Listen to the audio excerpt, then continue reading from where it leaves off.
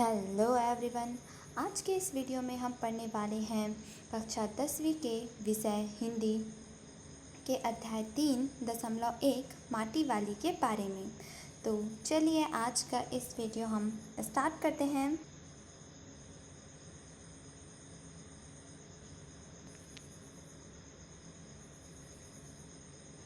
तो जैसा कि आप देख सकते हैं, माटी वाली अध्याय एक कहानी है जो विद्यासागर नौटियाल जी द्वारा लिखी गई है। तो अध्याय पढ़ने से पहले हम जान लेते हैं जीवन परिचय विद्यासागर नौटियाल जी का। ये कई बार पूछा भी गया है।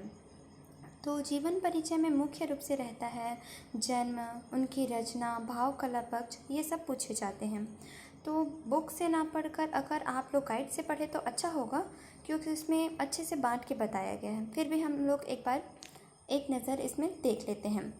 तो विद्यासागर नौटियाल जी का जन्म 20 सितंबर 1933 में टिहरी के माली देवल गांव में हुआ था। यही इसमें मुख्य है। उसके बाद इतना सब कुछ याद करने योग्य नहीं है। अब हम आगे चलते हैं और स्टार्ट करते हैं वीडियो। तो शहर के सेमल का तप्पड़ मोहल्ले की ओर बने आखिरी घर के खोली में पहुंचकर उसने दोनों हाथों की मदद से अपने सिर पर धरा बोझा नीचे उतारा। ये किसके बारे में बोल रहे हैं? मिट्टी वाली के बारे में बोल रहे हैं। ये सचित्र वर्णन किया गया है उस समय क्या क्या हो रहा था। ये पूरा जब हम पढ़ेंगे तो ऐसे लगेगा कि सारी घटनाएं हमारे आंखों के सामने ही घटित हो रही हैं। बस हमें ध्यान से समझने की ज़रूरत है। मिट्टी से भरा एक कंटर। माटी वाली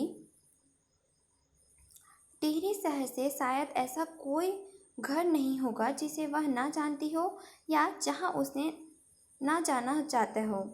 घर के कुल निवासी, बरसों से वहां रहते आ रहे किराएदार, उनके बच्चे तक, घर घर में लाल मिट्टी देते रहने के उस काम को करने वाली वह अकेली है। उसका कोई प्रतिद्वंदी नहीं है। मतलब क्या है कि माटी देने वाले इस पूरे शहर में केवल और केवल ये माटी देने वाली बुजुर्ग महिला है। उसके अलावा ऐसा कार्य और कोई नहीं करता, इसलिए उसका कोई प्रतिद्वंदी नहीं है, कोई कॉम्पिटिटर नहीं है। उसके बगैर तो लगता है टिहरी शहर के कई घरों में चूल्हों का जलना तक मुश्किल है। ऐसा क्यों कह रहे हैं? ऐसा क्वेश्चन पूछा गया है कि माटी वाले के बिना टिहरी शहर में कई लोगों के यहाँ चूल्हा जलना भी मुश्किल है। ऐसा क्यों कहा गया है? तो इसी में ही आंसर छुपा है। अगर वो ना रहे तो लोगों के सामने रसोई और भोजन कर लेने के बाद अपने चूल्हे चौके की लिपाई करने में समस्या पैदा हो जाएगी, है ना। इसी कारण बोला गया है कि उसके बगैर चूल्हा जलना मुश्किल है। भोजन जुटाने और खाने की तरह रोज की एक समस्या है। क्या समस्या है? घर की साफ सफाई, पुताई, ये सब। तो घर की सफाई, लाल मिट्टी तो हर हालत में मौजूद रहनी चाहिए। चूल्हे चौकी को लीपने के अलावा साल 2 साल में मकान के कमरे, दीवारों की गोबर से लिपाई करने के लिए लाल मिट्टी की ज़रूरत पड़ती रहती है। शहर के अंदर कहीं माटा खाना है ही नहीं। वहाँ भागीरथी और भिलांगना 2 नदियाँ हैं। तो वहाँ के तटों पर बसे हुए शहर की मिट्टी इस कदर रेतीली है कि उसे चूल्हों को लिपाई का काम नहीं किया जा सकता। आने वाले नए नए किराएदार भी एक बार अपने घर में आंगन में उसे देख लेते, किसे? माटी वाली को देख लेते, तो अपने आप माटी वाली के ग्राहक बन जाते। घर घर जाकर माटी बेचने वाली नाटे कद की एक हरिजन बुढ़िया माटी वाली।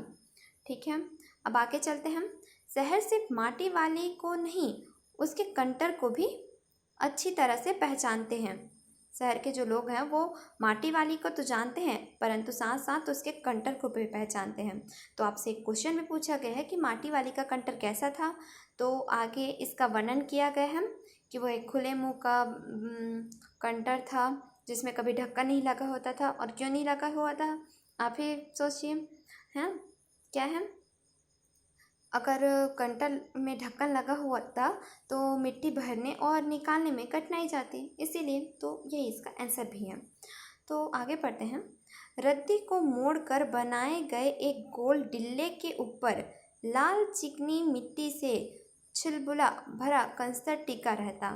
डिल्ले का मतलब क्या होता है? सिर पर बोझे धोने के लिए कपड़े से बनाई गई गद्दी, जो कपड़े से, आप लोग में से बहुत सारे लोगों ने ऐसा देखा भी होगा। और छुलबुल भरा कंस्तर मतलब जैसा कि आप इस इमेज में भी देख सकते हैं कि पूरे भर जाने के बाद और अच्छे से भरा रहना। उसके ऊपर किसी ने कभी कोई ढक्कन नहीं देखा। किसके ऊपर? कंटर के ऊपर। अपने कंटर को इस्तेमाल में लाने के पहले वो उसे ऊपरी ढक्कन को काट कर निकाल फेंकती। ढक्कन के ना रहने से कंटर अंदर मिट्टी भरने और फिर उसे खाली करने में आसानी जाती। यही उसका आंसर है ना। उसे कंटर को ज़मीन पर रखते रखते अब आगे एक स्टोरी है कि जब वो रखती है, एक बार जब वो रख रही थी तो क्या हुआ। उसके कंटर को ज़मीन पर रखते रखते सामने पर 9-10 साल की एक छोटी लड़की कामिनी दौड़ती हुई वहाँ पहुँची और उसके सामने खड़ी हो गई। फिर कामिनी ने कहा, मेरी माँ ने कहा है जरा हमारे यहाँ भी आ जाना।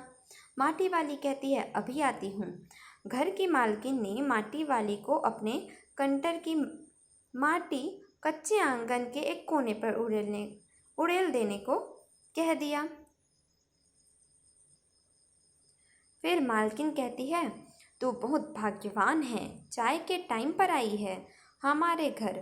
भाग्यवान आए खाते वक्त करके थोड़ा ताना कसती है, मतलब मजाक करती है। वह अपनी रसोई के घर की ओर 2 रोटियां लेती आई।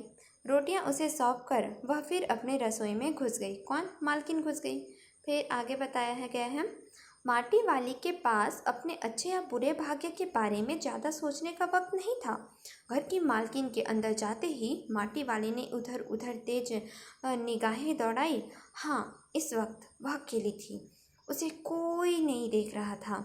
उसे फौरन अपने सिर पर धरे डिल्ले के कपड़े को मोड़कर हड़बड़ी में एक झटके से खोला और उसे सीधा कर दिया। मतलब मैंने पहले बताया था कि वो कपड़ा से बना रहता है, इसलिए उसको खोलेंगे तो कपड़ा ही निकलेगा। फिर इकहरा खुल जाने के बाद वह पुरानी चादर के एक फटे हुए कपड़े के रूप में प्रकट हुआ। कपड़ा ही निकलेगा। मालकिन के बाहर आंगन में निकलने से पहले उसने चुपके से अपने हाथ में थामी 2 रोटियों में से एक रोटी को मोड़ा और उसे कपड़े में लपेटकर गांठ बांधी। अब ये ऐसा क्यों करी है, ये हमें आगे समझ आएगा जैसे जैसे हम इस कहानी को पढ़ेंगे। तो आगे पढ़ते हैं। साथ ही अपना मुंह यूं ही चलाकर खाने का दिखावा करने लगी। घर की मालकिन पीतल के एक गिलास में चाय लेकर लौटी। उसने वह गिलास बुढ़िया के पास जमीन पर रख दिया। फिर कहा, ले, सादा बासी साग कुछ है नहीं अभी, इसी चाय के साथ निगल जा। किसे? रोटी को निगल जा। माटी वाली ने खुले कपड़े के एक छोर से पूरी गोलाई में पकड़कर पीतल का वह गर्म गिलास हाथों में उठा लिया। अपने होठों से गिलास के किनारों को छुआने से पहले सुर सुर उसने उसके अंदर रखी गर्म चाय को ठंडा करने के लिए सू सू करके लंबी लंबी फूंक मारी। तब रोटी के टुकड़े को चबाते हुए धीरे धीरे चाय को सुड़कने लगी। मतलब इसमें कुल मिला के चाय पीने का वर्णन किया है कि उसने किस प्रकार से चाय पिया। सो गाइस, अभी हम यहीं तक पढ़ते हैं, वरना वीडियो बहुत ज़्यादा लंबी हो जाएगी और आप भी नहीं देख पाएंगे और अपलोड करने में मुझे भी देरी होगी। सो इसके आगे के जो कहानी है उसको और इम्पोर्टेंट क्वेश्चंस और आखिरी में पूरे सार को मैं आप लोग को समझाऊंगी, बट सेकेंड पार्ट में। So thank you. और आगे के इसके पार्ट्स को देखने के लिए चैनल को सब्सक्राइब करें और पसंद आया तो प्लीज़ प्लीज़ लाइक करें। Thank you.